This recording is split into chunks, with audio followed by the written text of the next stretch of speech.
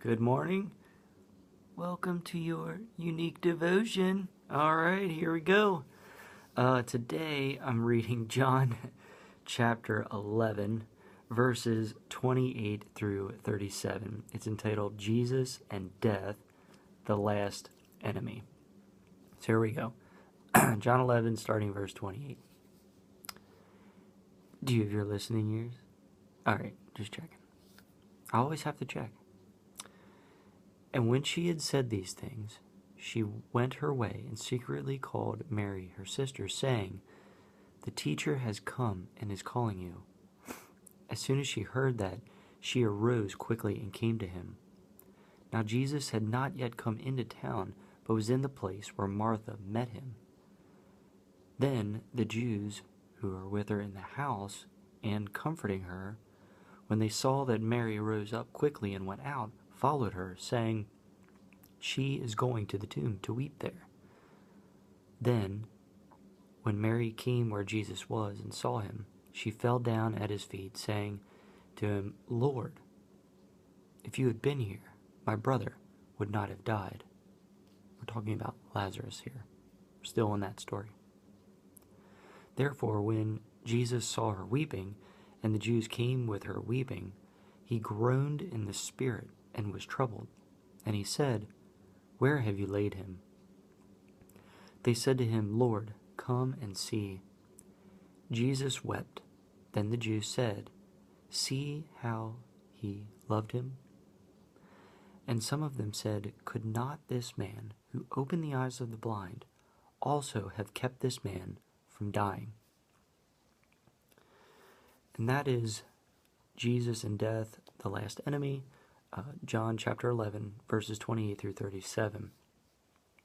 Tomorrow we will continue this story with Lazarus raised from the dead, starting in verse 38. But let's do a little sharing time. The question that's for me, maybe it'll help you out. Do you hear him calling, that still small voice?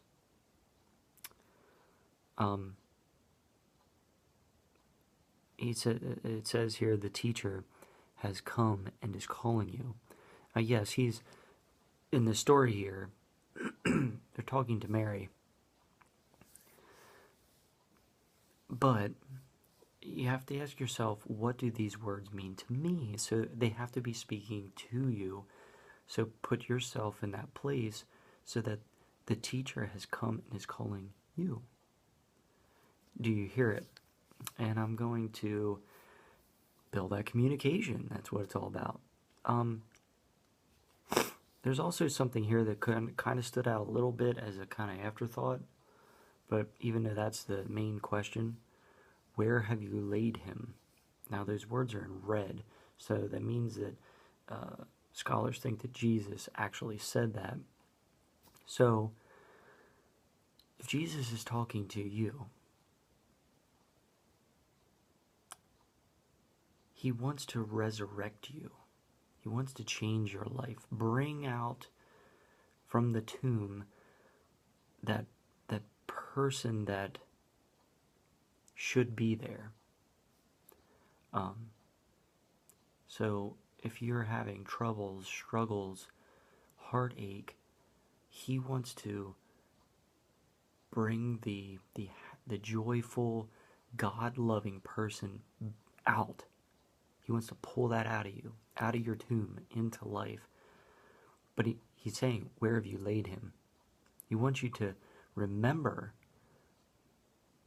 who you really are, and where you are deep inside, in your heart, in your very soul, your very being. He wants to pull that out. And when you answer that question, where are you? Where have you been laid? Then you can say, oh, that's who I really am. That's who God really wants me to be. He doesn't want me to be these other things. And pull that being out. So it's just kind of an afterthought. I kind of feel like there's more to it than that, but maybe that's something I'll think about tomorrow or later on.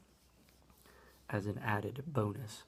But until then, the main question, the main thing that stood out, which is what I'm really going to focus on today, do you hear him calling that still small voice?